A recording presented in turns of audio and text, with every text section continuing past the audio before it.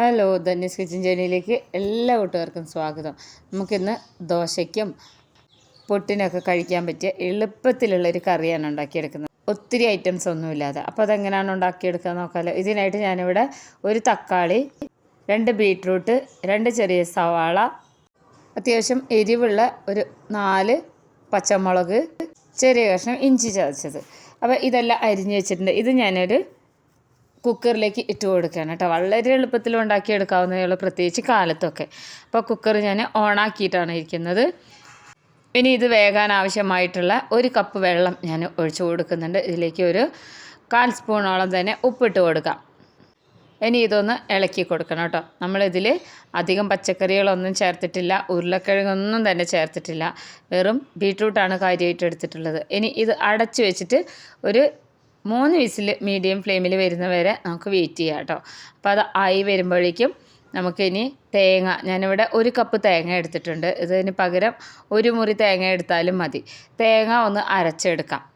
അപ്പോൾ ഇതുപോലൊരു കറി ഉണ്ടെങ്കിൽ നമുക്ക് ദോശയുടെ കൂടെ പുട്ടിൻ്റെ കൂടെയൊക്കെ കഴിക്കാൻ വളരെ നല്ലതാണ് കേട്ടോ. അപ്പോൾ ഇനി ഇതിലേക്ക് അരയാൻ ആവശ്യമായിട്ടുള്ള വെള്ളം ഒഴിച്ചു കൊടുക്കുകയാണ്. 1/2 കപ്പോളം വെള്ളം ഒഴിച്ചു കൊടുത്ത് നന്നായിട്ട് അരച്ചെടുക്കുകയാണ് ചെയ്യുന്നത്. അപ്പോൾ ഞാനിത് അരച്ചെടുത്ത് വന്നിട്ടുണ്ട് കേട്ടോ. അധികം വെള്ളം ഒഴിച്ച് ലൂസാക്കിയിട്ടല്ല ഞാൻ അരച്ചെടുത്തിരിക്കുന്നത്. ഇത് ഞാൻ പൊടിക്കുന്ന മിക്സിയുടെ ജാറിലാണ് അരച്ചെടുത്തിട്ടുള്ളത് കേട്ടോ. അപ്പോൾ നമ്മളിവിടെ തേങ്ങ അരച്ച് വെച്ചിട്ടുണ്ട്. അപ്പോഴേക്കും നമ്മുടെ കുക്കറിൻ്റെ വിസിലൊക്കെ പോയിട്ട് ഒന്ന് ചൂടാറിയതിന് ശേഷം നമുക്ക് തുറന്ന് നോക്കാം. ഇപ്പോൾ 3 വിസിലെങ്കിലും പോകണം. നമ്മൾ ഈ ബീട്രൂട്ട് കുറച്ച് വേഗമുള്ളതാണ് കേട്ടോ. അതുകൊണ്ടാണ് 3 വിസിൽ മീഡിയം ഫ്ലെയിമിൽ വെക്കാൻ പറയുന്നത്. അപ്പോൾ നമ്മുടെ പച്ചക്കറികളെല്ലാം വെന്ത് വന്നിട്ടുണ്ട്. ഇതിൽ മഞ്ഞൾപ്പൊടിയൊന്നും നമ്മൾ ഇട്ട് കൊടുക്കുന്നില്ല കേട്ടോ. അപ്പോൾ ഒരു ബീട്രൂട്ട് മാത്രം ഉണ്ടെങ്കിലും നമുക്ക് നല്ല രുചികരമായിട്ടുള്ള നാടൻ കറി ഉണ്ടാക്കിയെടുക്കാം. അപ്പോൾ ഇത് നന്നായിട്ട് വെന്ത് വന്നിട്ടുണ്ട്. ഈ ഒരു ബീട്രൂട്ടിനെ വേണമെങ്കിൽ മാത്രം ഒന്ന് ഉടച്ചു കൊടുക്കുക. ഞാനിപ്പോൾ കൂടുതലും ഉടച്ചു കൊടുക്കുന്നില്ല, ചെറിയ കഷ്ണങ്ങളായിട്ട് എടുക്കുന്നതാണ് കേട്ടോ എപ്പോഴും നല്ലത്. അപ്പോൾ ഞാനിത് ഇടയ്ക്ക് വീട്ടിലുണ്ടാക്കുന്ന കറിയാണ്. ഇനി ഇതിലേക്ക് നമ്മൾ അരച്ച് വെച്ചിട്ടുള്ള തേങ്ങ ചേർത്ത് കൊടുക്കുകയാണേ.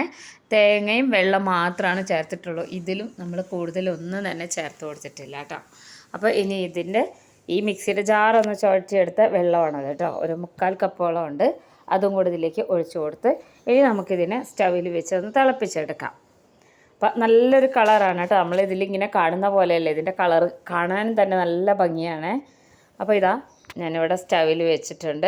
ഇനി ഇതൊന്ന് തിളച്ച് വരട്ടെ കേട്ടോ. ഒന്ന് തിളയ്ക്കണം. നമ്മളിതിൽ വെള്ളം ചേർത്തിട്ടുണ്ടായിരുന്നല്ലോ. അപ്പോൾ ഒരുപാട് ടൈറ്റായിട്ടിരിക്കുന്ന ഒരു കറിയല്ല ഇത്. നമ്മൾ ഒഴിച്ച് കറിയാണ് ഉണ്ടാക്കുന്നത് കേട്ടോ. ഞാൻ മിക്കവാറും കാലത്ത് എനിക്ക് ബ്രേക്ക്ഫാസ്റ്റ് ഉണ്ടാക്കുമ്പോൾ കറി നിർബന്ധമാണ്. അതുകൊണ്ടാണ് പലതരത്തിലും ഇതുപോലെ കറി റെസിപ്പീസ് കൂടുതലിടുന്നത് കേട്ടോ. അപ്പോൾ നല്ലോണം ഒന്ന് തിളച്ച് വരുമ്പോഴേക്കും നമ്മളിതിൽ എക്സ്ട്രാ ഉപ്പ് ചേർത്ത് കൊടുക്കണം. ഞാനൊരു 1/4 സ്പൂണും കൂടെ ഉപ്പ് ചേർത്ത് കൊടുത്തിട്ടുണ്ട് കേട്ടോ. ഇനി ഇതൊന്ന് തിളച്ച് വരണം.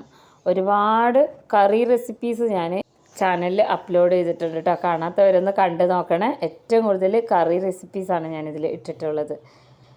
അപ്പോൾ നന്നായിട്ടൊന്ന് തിളച്ച് വരുന്നവരെ ഇടയിലൊക്കെ ഇതുപോലെ ഒന്ന് ഇളക്കി കൊടുക്കണം കേട്ടോ. നമ്മൾ തീരെ ഇളക്കാതിരിക്കുമ്പോൾ ഇതിങ്ങനെ പിരിഞ്ഞ പോലെ തോന്നും. അപ്പോൾ അതാ നന്നായിട്ട് ആയി വന്നിട്ടുണ്ട്.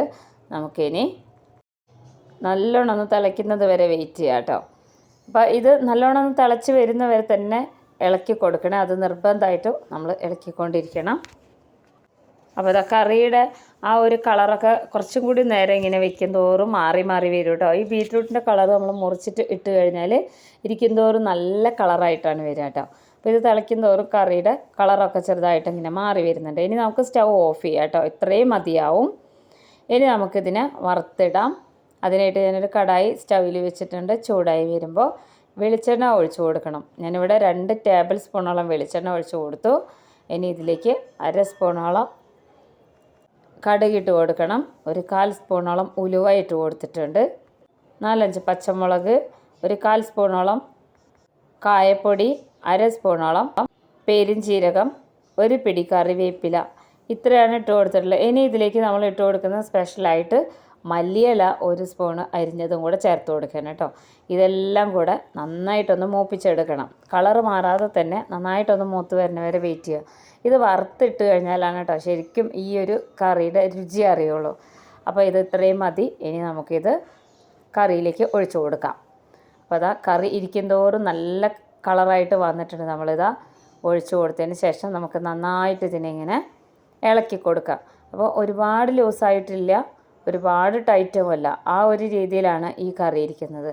ഇത് നമ്മളിങ്ങനെ കാണുന്ന പോലെയല്ല, നല്ല കളറാണ് കേട്ടോ. ഒരു അരമണിക്കൂറൊക്കെ ഇതുപോലെ അടച്ച് വെച്ച് കഴിഞ്ഞാൽ കുറച്ചും കൂടി നല്ല കളറായിരിക്കും. ഈ ബീട്രൂട്ടിൻ്റെ ഉള്ളിൽ നിന്ന് കളറ് നന്നായിട്ട് ഇങ്ങനെ ഇറങ്ങി വരും. അതാ നല്ല രുചികരമായിട്ടുള്ള ബീട്രൂട്ട് കറി റെഡി ആയിട്ടുണ്ട്. എല്ലാവരും ഉണ്ടാക്കി നോക്കണം. ഇതുപോലുള്ള ഈസി റെസിപ്പീസുമായിട്ട് അടുത്ത വീഡിയോയിൽ കാണാം.